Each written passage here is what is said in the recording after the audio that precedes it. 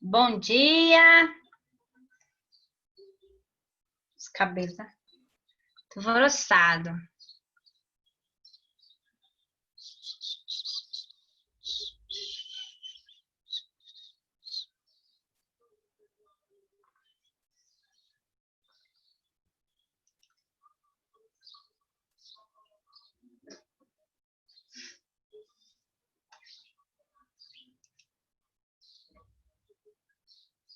Bom dia, Yanda. Bom dia. Bom dia, bom dia.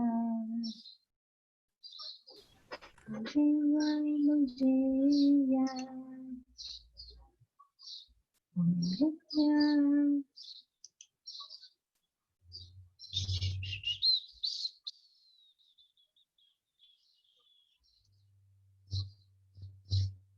Esperar mais um pouquinho, o pessoal tá entrando.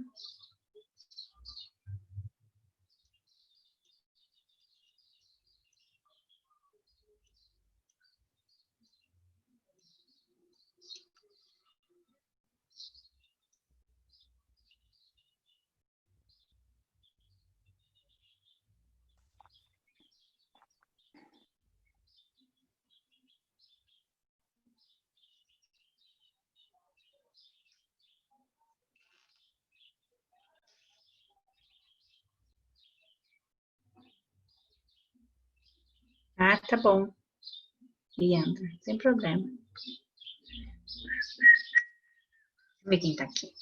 Júlia, Stephanie, Ana, Sávio, Aldo, Henrico, Bárbara, Yandra, Nayara, Gi, Gabi. Ok.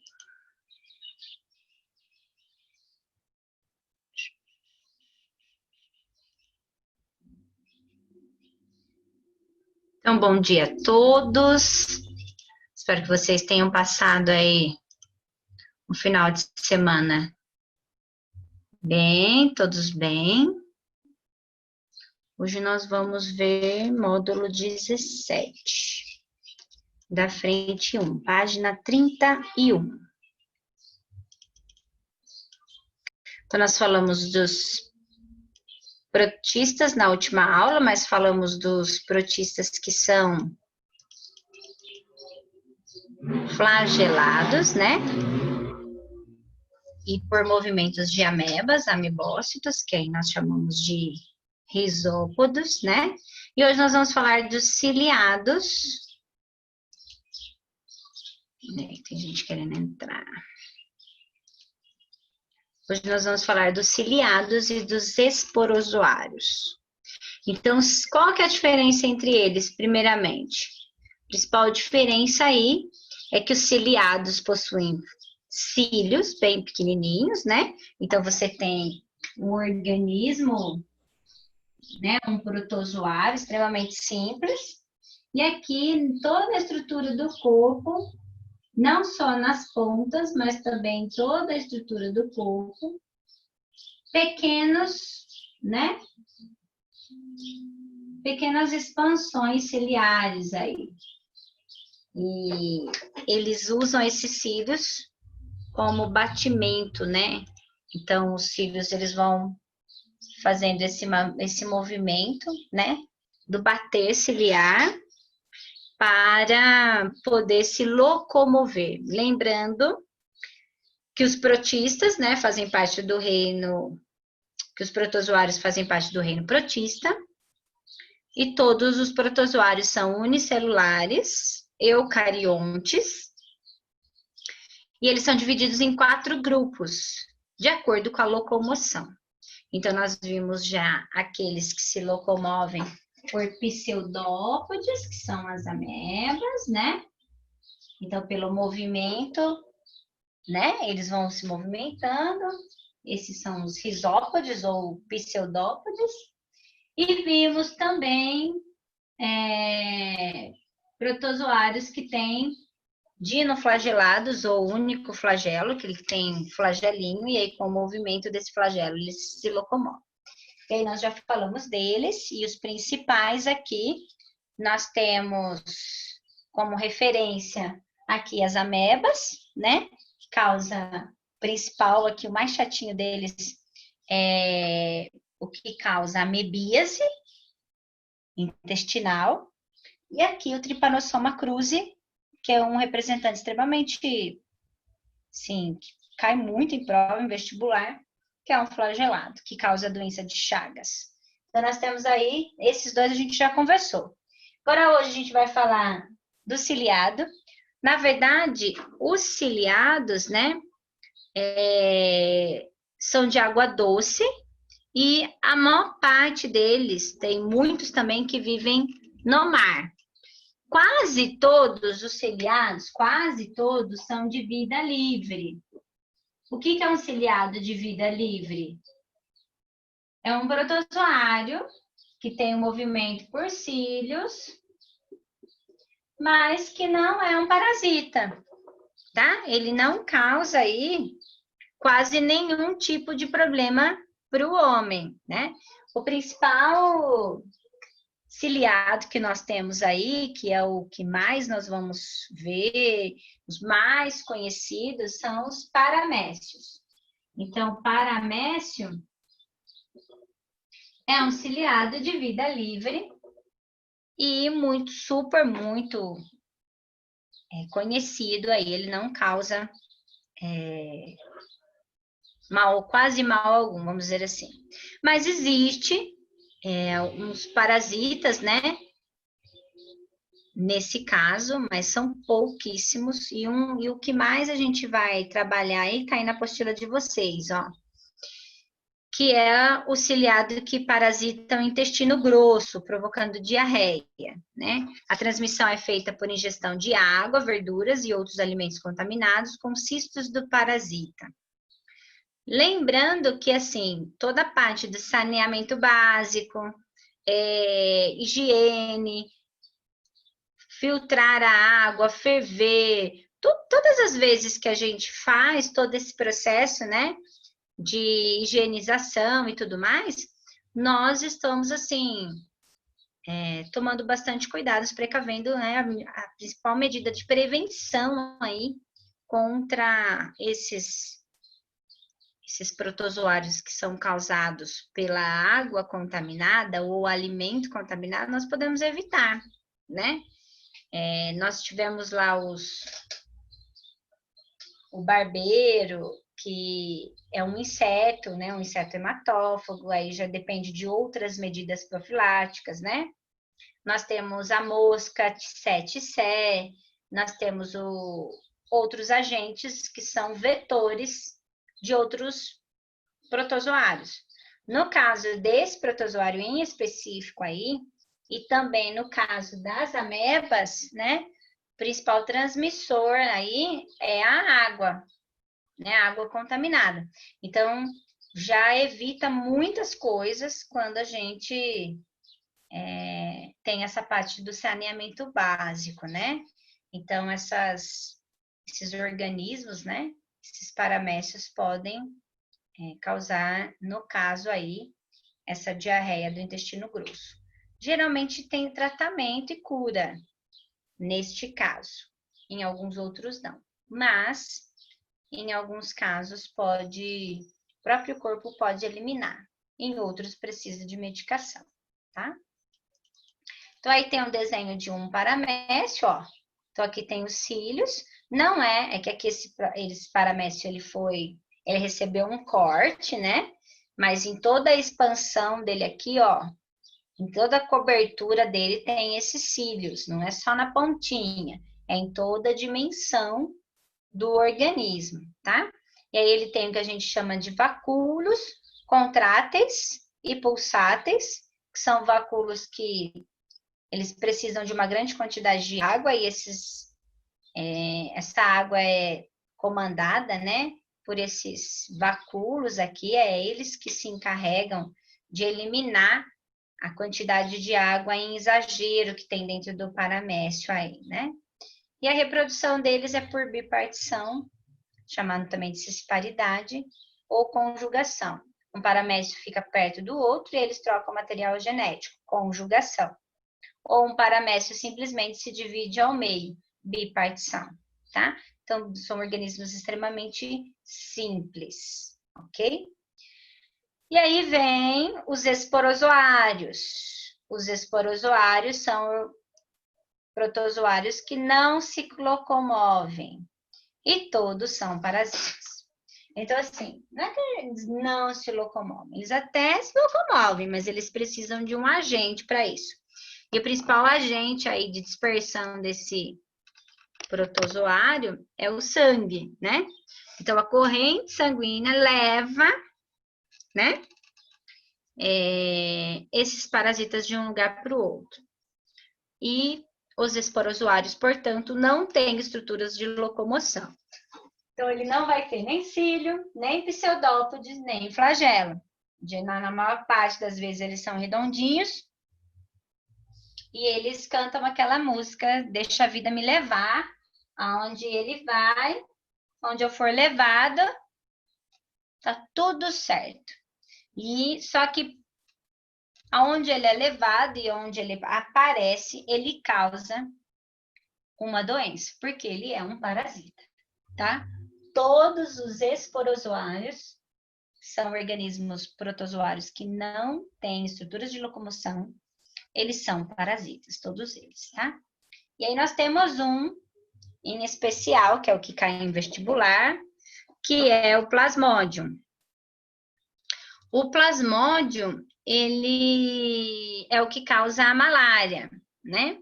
Então, a malária é uma doença que acomete maior parte de vários países, aí, principalmente da África, mas ela também é uma doença endêmica do nosso país, né? Mas especificamente na região norte do nosso país. Então, o plasmódio, ele precisa de um agente o plasmódio, ele precisa de um vetor, né? Ele precisa que alguém leve esse esporozoário, essa estrutura para outro lugar, para adentrar um organismo, né? E para isso é necessário aí um mosquito. E aí esse mosquito, ele é conhecido como mosquito prego, ele é do gênero Anopheles, né? Então, esse mosquito é ele que vai levar, é ele que transmite, é ele o vetor do plasmódio. É ele que vai levar esses esporozoários, né? Que são protozoários que não têm estruturas locomotoras, para outro lugar, para um parasita. Então, existe um ciclo nesse trabalho aí, né? Nesse processo de contaminação da malária, existe um ciclo, né? Então, você tem o hospedeiro definitivo, sempre você vai ter o hospedeiro definitivo e um hospedeiro intermediário. O hospedeiro intermediário, geralmente, ele é o vetor da doença. Então, nesse caso aí, o hospedeiro intermediário, nós temos o ciclo que ele vai ser representado, né? Por esse hospedeiro, geralmente o hospedeiro definitivo, ele é o homem, né? E nós também temos em alguns dos ciclos que o homem ele vira hospedeiro intermediário. Então, nós vamos ver alguns ciclos deles, né? E aí a gente vai conversar um pouquinho sobre a malária, que é a doença que mais vai acometer aí, e o motivo principal do módulo de hoje é essa doença que acomete aí ainda milhões de brasileiros, tá? Tanto no Brasil, no norte do país, é uma doença endêmica, né? E também na África vai aparecer muito, tá? Então, como que acontece? Aí na apostila de vocês tem um ciclo bem pequenininho aí, mostrando, né, toda a parte. Então, vou explicar para vocês o que vai acontecer. Então, você tem um mosquito, né, que o mosquito, ele ocorre, a maior parte da porção dele, ele vai fazer o ciclo de uma forma sexuada, né? Então, há troca de gametas, aí, gametas masculinos com o feminino. Ocorre o processo de fecundação, né? Esse processo de fecundação que vai acontecer no mosquito, ele é chamado de esporogania. Então, essa esporulação, né? Essa formação infectante, né? Quando ele faz esse processo de fecundação, ele vai formar substâncias, ele vai formar células que nós chamamos de esporozoítos, tá? Então, assim, para o mosquito contaminar uma pessoa, ele precisa, antes disso, fazer um ciclo sexuado. Ele precisa ter o processo de reprodução dentro dele, de uma forma sexuada. O gameta masculino tem que penetrar no gameta feminino, acontecer o processo de fecundação, e aí ele liberar os esporozoítos, tá? Se o anópolis picar o homem, né, que já está com malária, né? Então, ao picar um homem com malária, o mosquito vai ingerir o sangue com várias formas dos plasmódios. Então, o mosquito ele é hematófago. A hora que ele chega no homem, a hora que ele puxa o sangue, né? Vamos supor que o homem está lá no sangue dele ele tem a malária, tá? E aí ele puxa e ingere com esses plasmódios, tá? Essa célula que ele vai, né, fazer esse trabalho aí, são chamados de gametócitos. E aí esses gametócitos ficam dentro do inseto. Eles conseguem ficar um bom período dentro do inseto, tá? Aí esses gametócitos, o nome já tá falando, ó, gametócitos, tá? Eles evoluem para dar origem a gametas femininos e gametas masculinos, tá? Aí esses gametas, que agora você tem os dois, femininos e masculinos, isso tá dentro de quem? Do inseto, tá? Então, o inseto, ele é um anópolis bonitinho, mosquito prego, tá sadio. Ele vai e pica uma pessoa com malária. Na hora que ele pica essa pessoa com a malária, vai formar dentro do corpo do mosquito os gametócitos. Esses gametócitos vão formar gametas femininos e gametas masculinos. E aí, o que vai acontecer? Esse gameta masculino com esse gameta feminino vão se unir de forma sexuada,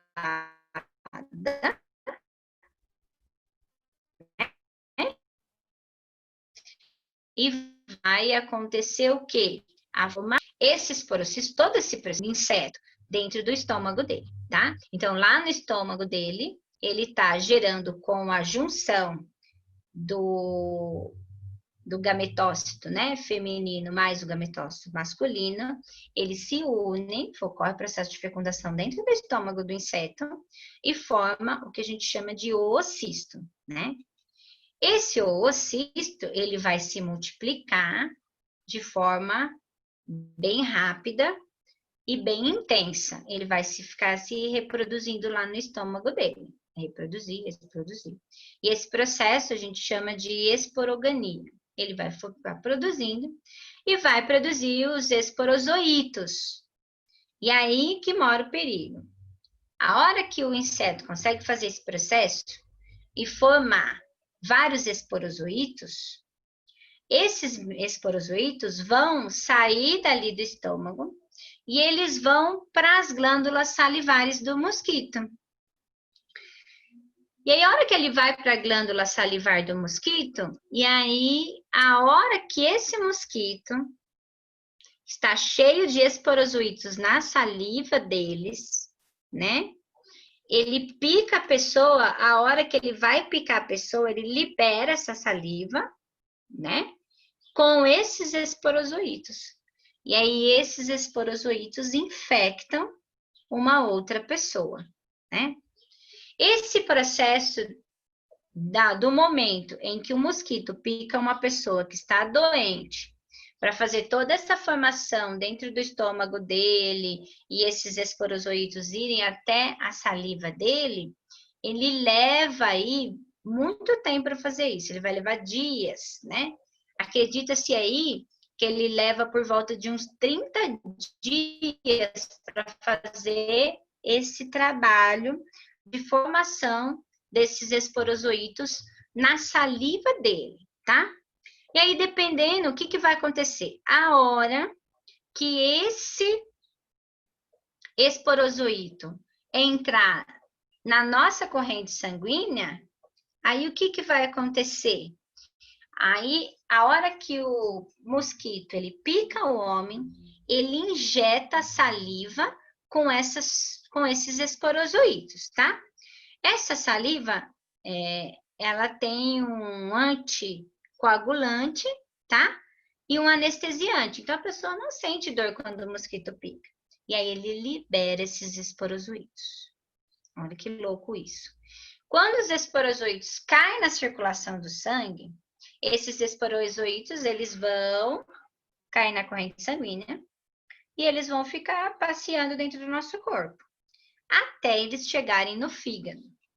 No momento em que eles chegarem no fígado, vai acontecer lá dentro das células hepáticas a multiplicação desses esporozoítos, tá? Chamado de esquizogonia. E aí, conforme esses esporozoítos eles vão se reproduzindo, lá no fígado, tá? Ele vai formar outro organismo, como se fosse uma evolução, sabe? E aí, em vez de esporozoítos, agora eles vão virar merozoítos. Esses merozoítos, eles vão sair das células, tá? Do fígado e vai, né? Reiniciar todo esse ciclo, durando aí mais ou menos 10, 12 dias para ele fazer esse processo todo, tá? Depois que ele sair do fígado, não acabou ainda. Ele vai para as nossas hemácias. Então, quem vai para as hemácias? Os merozoítos, tá? Então, voltando, os esporozoítos caem na corrente sanguínea, vai para o fígado forma os merozoítos, que é uma outra fase, né, dele. Isso vai demorar mais ou menos uns 10 dias, mais ou menos. 10, 12 dias, por aí. E aí, quando ele faz esse processo, ele vai liberar os merozoítos. Esses merozoítos vão para as nossas hemácias, tá?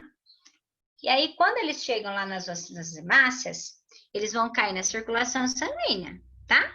E aí, eles vão de uma hemácia para outra e eles começam a se multiplicar, formando novos merozoítos.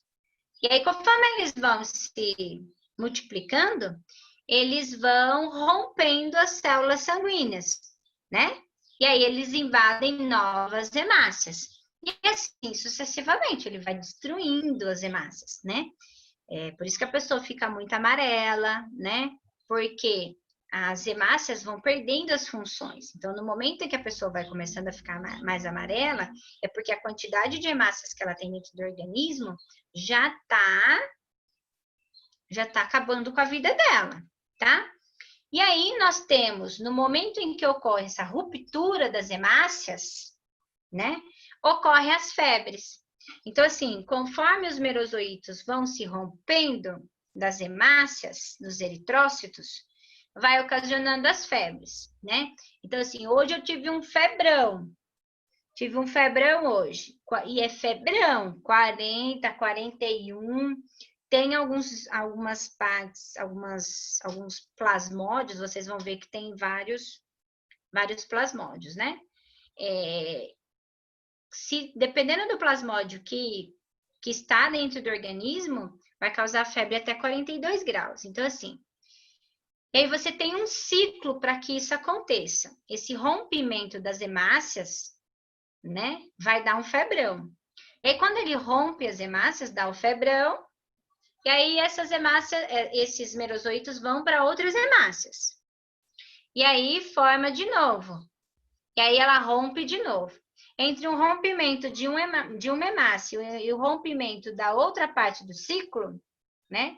Aí vai depender. Tem uns que é de 2 em 2 dias, tem malária que vai dar febre de 3 em 3 dias, né?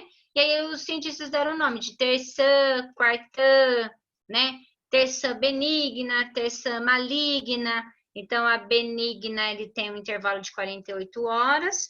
A maligna, de 36 a 48, ela dá febre um pouquinho antes, né? E a quartã vai dar a cada 72 horas, né? E aí, Tem uma esses Vivax, acessos... né? Oi? Não tem uma Vivax também, ou não? Malária. Não, vai ter. Aqui eu estou falando só da questão da febre, né? Ah, sim, Mas, sim. mas os plasmódios, nós temos 4 tipos deles, né?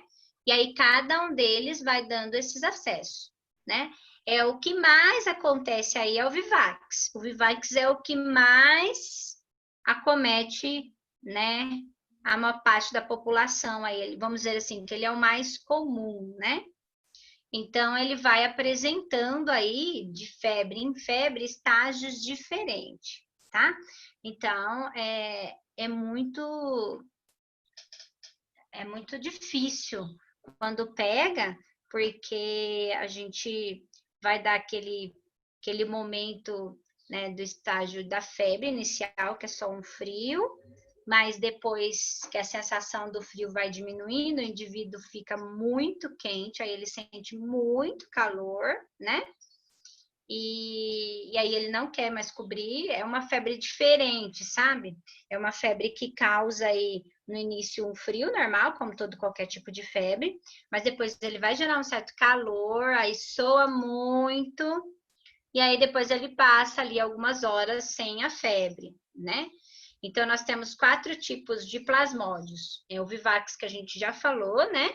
Que é o que mais vai acontecer, que é os intervalos de 48 em 48 horas. E aí, ele é febre que a gente chama de benigna, porque ele não vai acometer febre antes das 48 horas. Se ele tem um ciclo de 48 em 48 horas, mas antes das 48 chegar nas 36 já tem a febre de novo, que a gente chama de febres irregulares, né? Aí ele já é o que a gente chama de febre terçã maligna. Aí ele é o falciparum. O malária, que mais acontece assim lá na África, ele já é a cada 72 horas, então ele já é da febre quartã.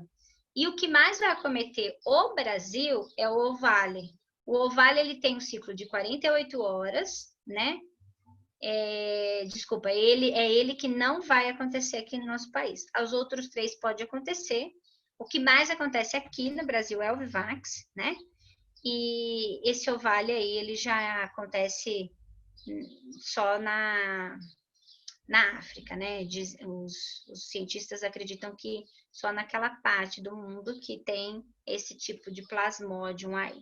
Então, esses são os 4 tipos, né? Os nomes científicos geralmente caem, né? Então, apareceu plasmódium. Vocês têm que saber que nós estamos falando da malária, ok? E aí, o que vai acontecer, né? Se acontecer, né?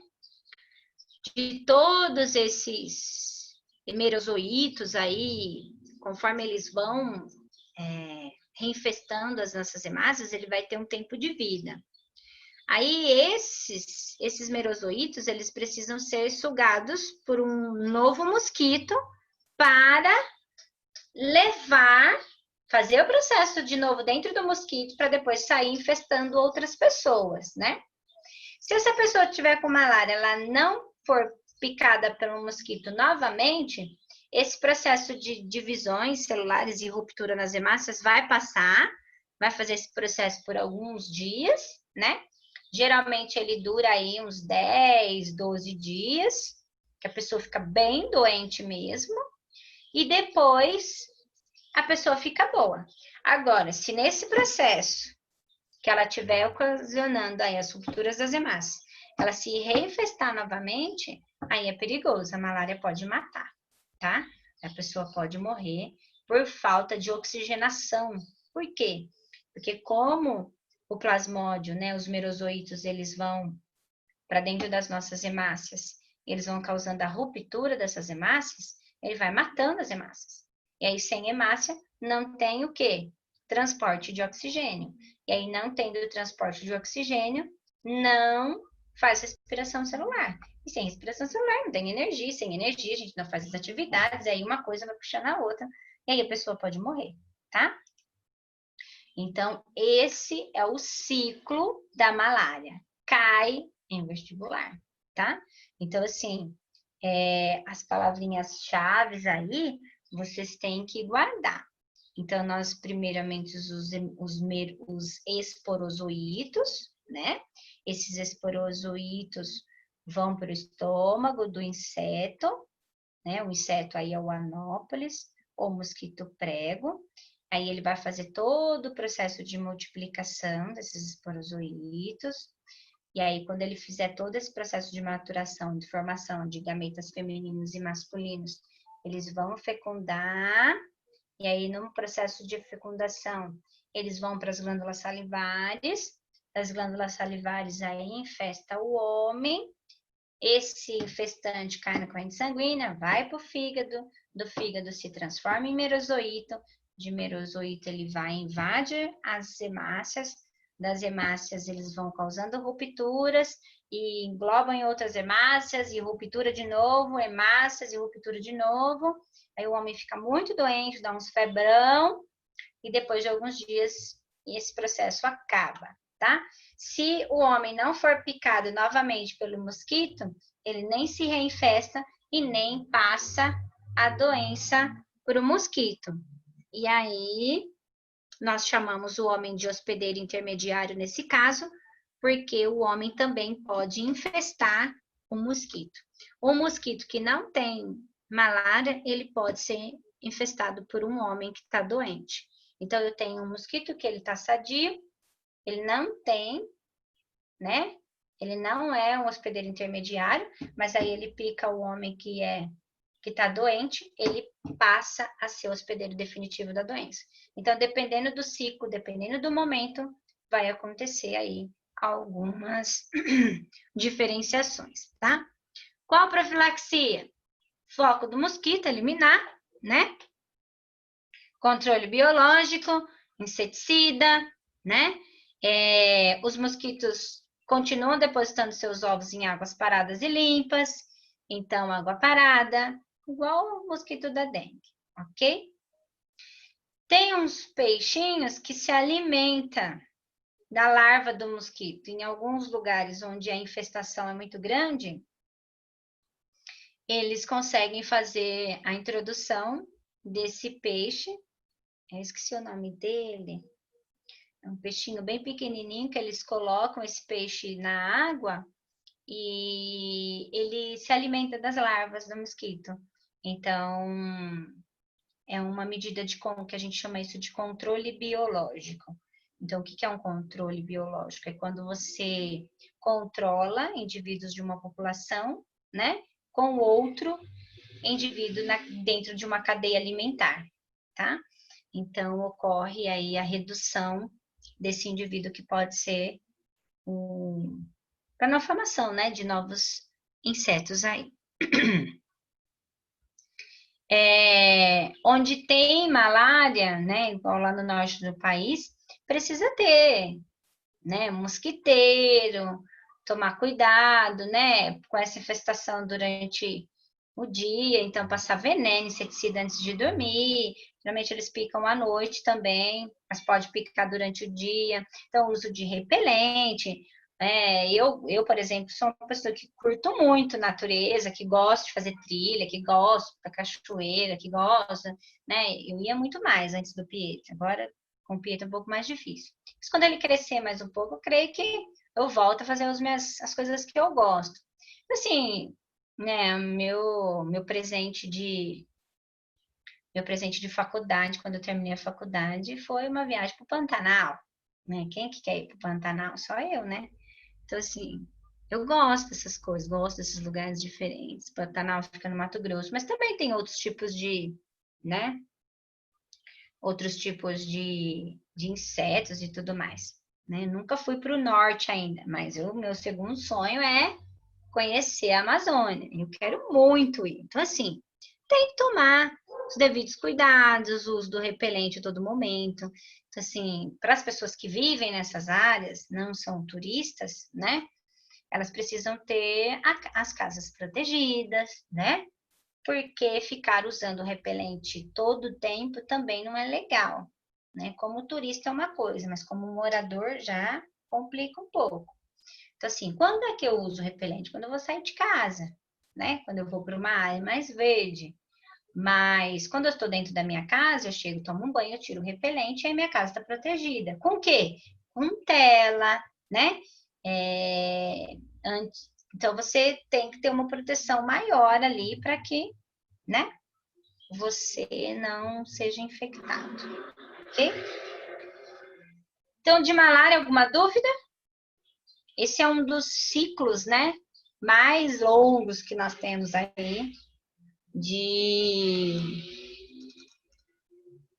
de esporozoários, tá? Aí Beth, tem um ovo. Oi, pode ops. falar. Quando tem a febre, eles podem ter convulsão ou não? Não tem nada a ver. Pode Ah, acontecer, convulsiona. Tá. pode. Não é todo mundo, não. Aí vai depender muito do meu organismo, né, de pessoa para pessoa. Por isso que geralmente quando dá febre, aí precisa controlar, e tem que tomar antitérmico, né? Tomar uns banhos, não deixar essa febre te, te consumir, né? Então você tem que tomar antitérmico, você tem que tentar controlar ela. Mas se caso você não consiga controlar, ela pode sim dar convulsão, né? Então a gente tem que tomar bastante cuidado aí com a malária. Eu tenho um amigo, não sei se eu já contei essa história para vocês. Eu tenho um amigo que nós fizemos biologia junto, né? E ele é meio doido assim. E quando ele terminou a faculdade, ele quis ir trabalhar na África. E ele foi, doido, né? Foi embora para a África. Ficou lá anos. Rodrigo ficou na África, acho que uns 10 anos. Aí nos últimos anos, no último ano que ele ficou na África, ele pegou malária por 3 vezes. E como foram 3 vezes consecutivas, a terceira vez que ele pegou malária, o médico falou assim para ele, cara, se você pegar malária de novo, você morre. Seu corpo não vai aguentar. Por quê? Como ele pegou malária, até a medula óssea dele produzir novas hemácias, ele pegava malária de novo. Aí não dava tempo de produzir novas hemácias e ele pegou malária de novo. Então ele pegou malária 3 vezes consecutivas. Aí o médico falou assim para ele, viu? Você está correndo risco de vida. Aí ele ficou com medo, veio embora e não voltou mais para lá. Então, é grave, claro que é, né? Mas pode, né? Aí ele não quis voltar mais, não foi. Aí esse tempo agora eu tô conversando, a gente tem um grupo da faculdade, ele estava comentando, acho que eu tô querendo voltar de novo, tal. Aí nós falamos, larga a mão disso, é louco? Aí ele tá pensando, mas gosta, né? Cada um tem um gosto. Mas é preocupante, tá? Mas pode. E ele falou que ele tinha febre muito alta mesmo, e que da última vez que ele teve, ele não conseguia controlar muito a febre.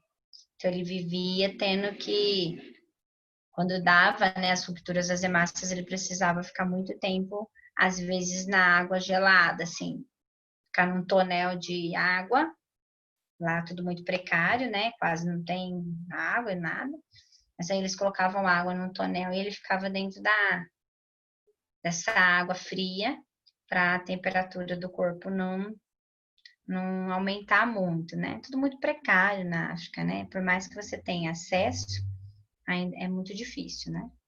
Mas ele sobreviveu, tava lá.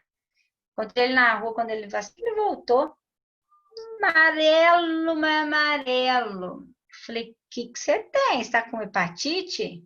Aí ele contou, não, eu peguei, tô quase bom agora, da malária. Eu falei, você é louco. Ah, tive que vir embora, vim triste, mas tive que vir. Então, né, pode acontecer. Aí na apostila de vocês vai ter também a toxoplasmose. A toxoplasmose é causada por um outro protozoário, que é o Toxoplasma gondii. Além do homem, né, aves, cães, bois, porco, rato, são hospedeiros intermediários desse parasita, principalmente os gatos, tá? No caso dos gatos, né, eles também podem ser hospedeiros definitivos, porque dentro deles vai acontecer o processo de reprodução sexuada do toxoplasma. Então, assim, a contaminação do homem, como que o homem pega essa doença, né? A contaminação é pelo cisto encontrado nas fezes dos gatos. Então, de uma maneira especial, a toxoplasmose é uma doença que o principal agente transmissor para nós humanos é as fezes dos gatos, tá? Então, esse protozoário, né, quando ele entra dentro do nosso organismo, ele vai para o sistema de defesa, né? Em alguns lugares, em algumas pessoas, vai para o processo de músculo, que aí quase não faz mal algum, e pode também ir para o cérebro, tá? Então, em cada um desses casos, eles afetando, né, ou as células de defesa, ou os nossos músculos, ou o cérebro, eles vão se multiplicando, tá? E aí, no indivíduo que tem o sistema imunológico saudável, a pessoa não vai sentir nada, vai ficar o que a gente chama de assintomático, né? Não vai sentir, vai ter o protozoário, mas nem vai saber que tem. Se ele fizer o exame de toxoplasmose, pode ser detectado que ele tem o Toxoplasma gondii, né? Mulheres grávidas, elas fazem esse exame. E se for constatado que ela tem toxoplasmose, esse protozoário pode afetar o feto e causar malformações do sistema nervoso central do indivíduo. Então, é uma doença extremamente grave. Se dá pela, né, produção aí dessas infestantes, né? Se eu fizer um exame de sangue, o que eu vou encontrar?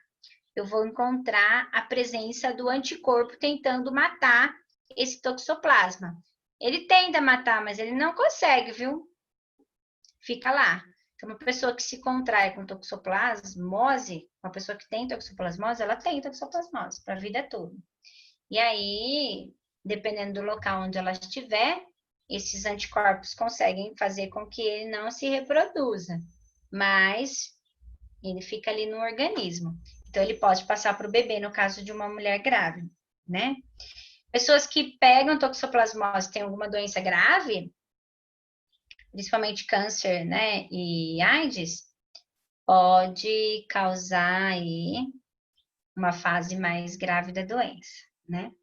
Em alguns casos, a toxoplasmose, como ela curte cérebro, ela pode, do cérebro, esse protozoário, ele pode invadir o globo ocular. E se ele invadir o globo ocular, ele pode causar a cegueira, né? Ele vai corroendo a córnea. Ou se ele não pegar a córnea, ele pegar o globo ocular, ele vai corroendo a retina lá dentro, né? A parte onde forma a imagem. E aí, gente, é muito louco, fica cego, né? E assim, primeira coisa que você vai ver é um ponto preto. Aquele ponto preto que você está enxergando é a lesão que o protozoário já fez no seu olho.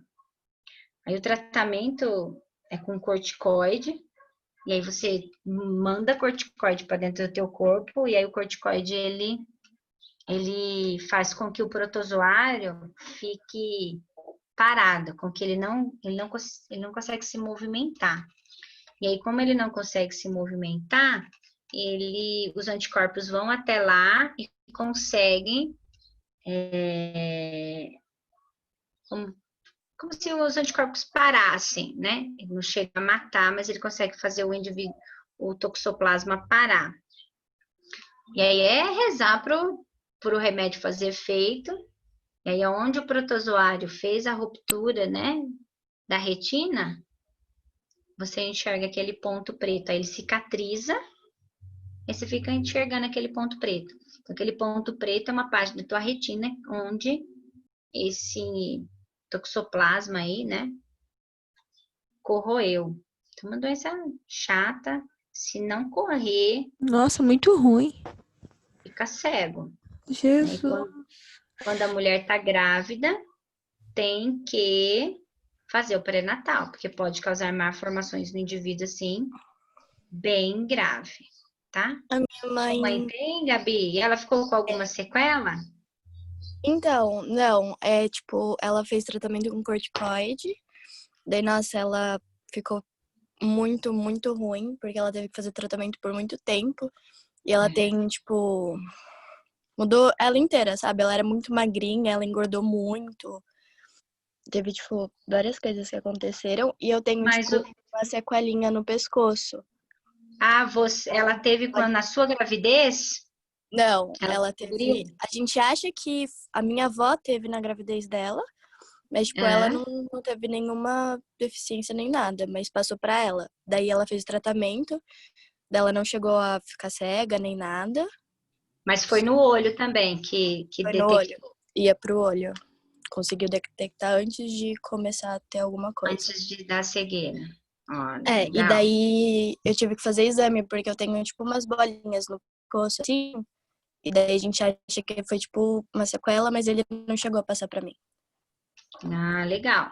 Então, assim, é isso mesmo. A gente tem que ficar atento. E os corticoides, infelizmente, os efeitos colaterais são esses mesmo. Ele engorda um pouco, não é que ele engorda, ele incha a pessoa, né? Não é gordura, é um inchaço, né? E esse inchaço, a aparência dele é que você tá mais gorda, mas é inchado. Todo tratamento de corticoide, ele incha a pessoa, né? E é isso, tem que controlar, né? E se ela sentir algum desconforto, de novo, tem que correr, continuar o tratamento. Então, eles fazem um tratamento grande por meses e depois para de tomar. Sua mãe já parou de tomar? Já ela teve quando eu era menor. Ah, então. Aí ela fica sem tomar, e aí, se caso, mas ela tem que prestar atenção, principalmente na visão, né? Se ela Uhum. enxergar alguma coisa diferente, tem que correr para reiniciar o tratamento de novo, né? Então E é bosta de gato. Então, assim, a gente ama os gatos. Eu adoro gato, mas quando a gente vai ter um gato, a gente tem que cuidar, levar para fazer o exame para ver se ele tem toxoplasmose. Se ele tiver, tem que tratar no gato também, existe tratamento para eles, né? Não é matar o coitadinho, mas tem que tratar, né? Então, a gente tem que tomar bastante cuidado. Vai lavar um quintal? Sempre calçado, né? Principalmente quando você tem gato em casa, ou o vizinho tem, ele vem cagar na tua casa, acontece, né? Porque gato é solto, né? Vai matar o bicho? Não, não vai, deixa o gatinho, tadinho, a vida dele. Mas ele é um hospedeiro, e se ele tiver a doença, ele é o maior contaminante aí de todo o processo. Um que não é muito falado, mas também é o pombo, né? o pombo, ele é tão ali hospedeiro intermediário dessa doença igual o gato. E geralmente pombo fica muito em casa, às vezes cai as fezes no chão, né, da área ali ou do quintal que você vai lavar. E aí muitas vezes a gente faz esse trabalho com o pé totalmente desprotegido. O protozoário ele passa pela sola dos pés, né? A principal infestação aí é pela sola dos pés. No momento que você está lavando um quintal, no momento que você está fazendo esse trabalho aí. Então, gente, é microscópico, né? Você não tá vendo. Então, tem que tomar bastante cuidado, né? Mas tem tratamento. E aí, nesse momento do tratamento, você tem que ser bem rigoroso. Né? Você perguntar para tua mãe, ela vai te falar. Era o remédio ali, corticoide, de tempos em tempos, sem errar nem meia hora, né? Então, reloginho, tomar direitinho, nada de bebida alcoólica, nada de alimentação desregrada, pelo menos no processo do tratamento, porque o sistema imunológico tem que estar power para produzir anticorpos e ir lá e fazer o que ele tem que ser feito, né?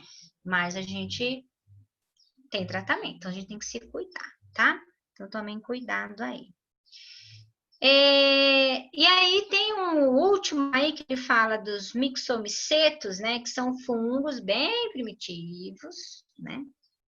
Formados geralmente os plasmódios, né? Eles constituem grandes massas citoplasmáticas pluricelulares, plurinucleadas, capazes de se locomoverem por emissão de pseudópodes, vivem em ambientes terrestres úmidos à custa da decomposição da matéria morta. Então, acredita-se assim que a formação dos plasmódios vieram de um tipo de fungo bem primitivo, né? E aí eles foram se multiplicando, ficando cada vez melhores, e aí começaram a produzir estruturas locomotoras, pseudópodes, começaram a viver nesse ambiente úmido, e aí, conforme os anos foram passando, eles foram se evoluindo e formando os plasmódios, né? E esse plasmódio infestou dentro, não se sabe de onde começou, se foi dentro de um homem, se foi dentro do próprio mosquito, e aí começou o processo de infestação da malária. Tudo bem? Então, nós temos aí os exercícios para vocês tentarem fazer. Vocês vão perceber que de todos os exercícios que tem aí, 6 ou 7, a metade, no mínimo, vai ser da malária, né? Que é o que vocês precisam saber aí. Um dos meus gatos teve verme, e nisso ele passou para os outros meus. Tivemos que deixar eles separados por um tempo. O verme é normal. Verme é normal, dá tanto em gato quanto em cachorro. O verme, ele não passa para a gente, né? Ele pode passar para a gente com outro processo, né? Mas o verme é comum, mas você dá a medicação para o animal, você separa porque eles podem passar entre eles, né? Porque animal tem umas manias esquisitas, né? Um lambe o outro, aí lambe naquele lugar, reinfesta, aí pega de um para o outro. Então, assim, por isso que você teve que separar. Porque se um gato está contaminado de verme, aí o outro vai lá, lambe ele, passa para ele. Então, os ovinhos do verme, que às vezes está no ânus, que eles lambem, né, gente? Gira. Então, um lambe o outro, aí vai se reinfestando, aí um pega no outro, tá? Mas verme já é do grupo do reino animal. E aí, esse que nós estamos falando é do reino protista. Então, os protozoários são organismos extremamente simples, muito mais simples do que um verme. Verme já é pluricelular, né? Ele já é grande. Você vai ver o verme, então ele é grandão. Pode ser uma lombriga, pode ser, né, uma solitária. Então, pode ser diversos vermes aí. Aí, verme é reino animal, pode ser um plateuminto ou um nemateuminto. Tá? E aí você separa para eles não passar um para o outro, porque eles ficam lambendo um outro. E aí os ovinhos vão passando de um para o outro.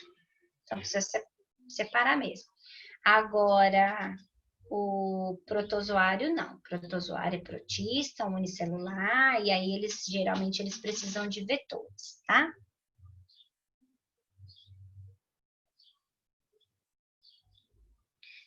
Ah, tem de tudo, né, Yandra? Infelizmente, o pessoal fica sabendo de coisas, né? E aí é a falta de informação, né? Na última aula a gente estava conversando bastante sobre isso, né? Sobre a informação. Então é importante que a gente leia bastante, que a gente tenha informação sobre as coisas para que a gente possa argumentar, para que a gente possa falar, para que a gente possa defender as nossas ideias. E aí o povo lê as coisas, tem preguiça, né, de ler, estudar, e aí lê uma... WhatsApp. Sabe aquele... sabe aquela história que o vô fala, que assim, você chega aqui, ouve o rabo da conversa e quer falar... Não. Então, assim, às vezes o pessoal ouve só o final, ou já ouviu, né, falar, e aí já sai metendo os passos pelas mãos. Então, assim, não tem ensinado aí. O que é bom é deixar o sistema imunológico bem. Que jeito? Vitamina C, vitamina D e alimento. Alimentação mais saudável, uma boa quantidade aí de inhame é excelente para a imunidade. Tomar um solzinho para ativar a vitamina D. Compra um comprimidinho, os comprimidinhos de vitamina D, vitamina C. E aí sim, aí você fica com o sistema imunológico mais forte. Caso pegue, né, esse vírus aí, o seu corpo ele consegue combater, né? Então, assim, é aquilo, a gente tem que ficar longe, porque a gente não sabe como que pode acontecer dentro do meu corpo, né? Eu tenho um amigo de Sorocaba. Ele é uma mulher, os 3 filhos pegaram Covid. 5. Os 3 meninos sintomáticos, não deu nada, assim. A mulher dele teve um resfriado forte, mas não ficou com falta de ar. Esse meu amigo, ele tem 42 anos, ele foi parar no hospital com insuficiência respiratória, ficou 10 dias no hospital, agora está em casa, quase morreu, com 2 drenos no pulmão, um em cada lado do pulmão, drenando a secreção que ficou ainda dentro do pulmão. Então, assim, está em casa, mas está com dreno, totalmente isolado, ficou 10 dias no hospital, ele falou assim que foram os 10 dias mais horríveis da vida dele, porque ele tinha que ficar num quarto sozinho, pelado, morri de rir dele. Falou, fiquei pelado, só com um lençol em cima, o meu celular totalmente encapado, grudado na parede, e eu só podia atender. Então, assim, ele tem 42 anos, os filhos pequenos, a esposa tem mais ou menos a idade dele, então, cada organismo age, né, de maneiras diferentes. Não dá, não tem uma fórmula. Eu votei e vou ficar assim. Aí você vai ter... Não tem. E aí o único jeito que a gente tem de se prevenir aí é realmente se preservar, né? Preservar a vida em relação ao mundo externo aí, usar máscara, o álcool em gel. E mesmo assim ainda a gente está suscetível a todo e qualquer tipo de coisas aí, né? Se a gente for ver, é que esse vírus é muito rápido de dispersão, então a gente está em casa por causa dele. Mas vamos pensar, vamos esquecer do coronavírus, vamos pensar em tudo, todo o resto, né? Se a gente for ver, a gente não sai de casa, né? A gente não come nada, mas a gente tem que tomar os cuidados para, né, ter uma vida saudável aí, tá? Então, por hoje era isso que eu queria falar para vocês. Tenta fazer os exercícios. E aí, qualquer dúvida, qualquer coisa, a gente tira na quinta-feira, tá bom? Um bom dia para vocês aí, bom resto da semana. Tenha uma semana abençoada, que o Senhor Jesus abençoe vocês e os guarde, tá bom? Fiquem com Deus. Beijo. Beijo, Sora. Beijo, Bets. Até mais. Até. Façam os exercícios, hein? Sim, tá bom.